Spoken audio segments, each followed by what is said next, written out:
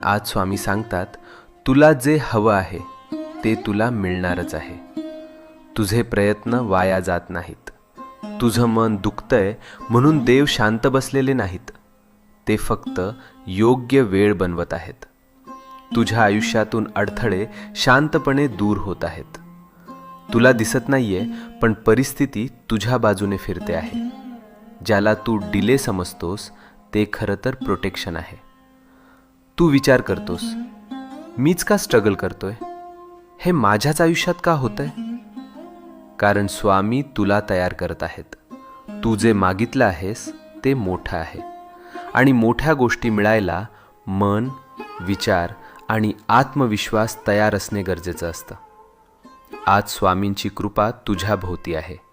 तुझ्या जीवनात एक शुभ घटना लिहिली गेली आहे, आणि ती तुला भेटायला निघाली आहे. तुझ्या चांगल्या